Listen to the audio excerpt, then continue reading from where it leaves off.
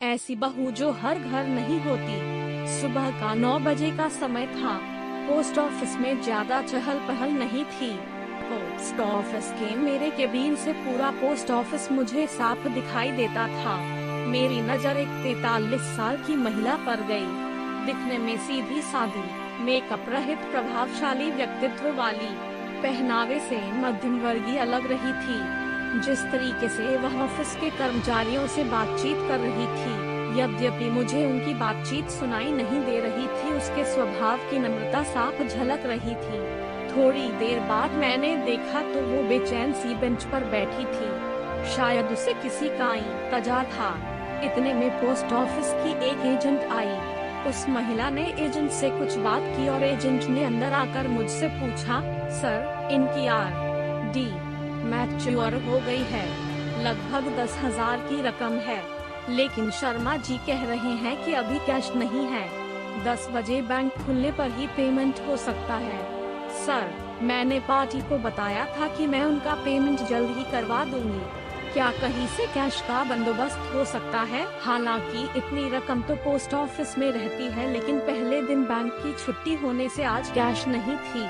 मैंने शर्मा जी को बुलाकर उनसे बात की, लेकिन उन्होंने कैश उपलब्ध न होने की बात ही दोहरा दी। एजेंट से उस महिला को 10:30 बजे तक इंतजार करने को कहकर मैं अपने काम में व्यस्त हो गया, क्योंकि बैंक खुलने के बाद कैश लाने में भी आधा घंटा तो लगेगा ही। थोड़ी देर बाद मैंने देखा कि एजेंट तो जा चुकी है और वो महिला बड़ी बेसब्री से कैश लाने वाले लड़के का इंतजार कर रही है। 10:35 को वो महिला लगभग रुमासी होकर मेरे केबिन में आकर कहने लगी, सर, मेरी बुजुर्ग सास जो कि 85 साल की है, उनके खाने का समय हो रहा है। मुझे उन्हें समय पर खाना खिलाना है। कैश आने में और कितना समय लगेगा? अब लड़का आता ही होगा। उसे देखकर सहज ही अनुमान लगाया जा सकता था कि उसके लिए एक एक मिनट कितना महत्वपूर्ण है। मैंने किसी बहू को, सास को वक्त पर खाना खिलाने के लिए इतना व्यग्र होते पहली बार देखा था। मेरा काम करने में मन ही नहीं लग रहा था। पूरा ध्यान उस महिला पर ही केंद्रित था। उसकी बेचैनी मुझसे देखी नहीं जा रही थी। सच बताऊं, यदि उस वक्त मेरे पास पैसे होते तो मैं खुद उसे अपने पैसे देकर वक्त पर रवाना कर देता।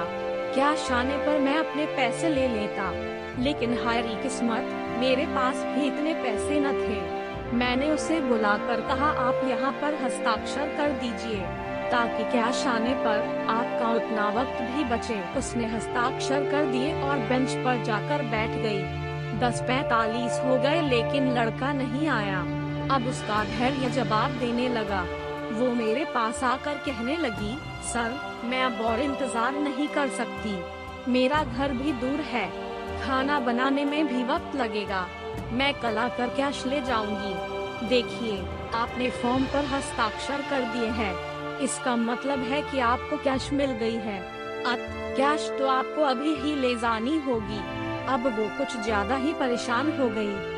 10:55 को वो फिर मेरे पास आई। माफ कीजिएगा, मैं और इंतजार नहीं कर सकती। मैं जा रही हूँ। मुझे मेरी सास को वक्त पर खाना खिलाना है, चाहे इसके लिए मेरा इतने रुपयों का नुकसान ही क्यों न हो जाए। और वो सचमुच में चली गई। मैं और मेरा पूरा स्टाफ भौचक्का होकर उसे जाते हुए देखता रह गया।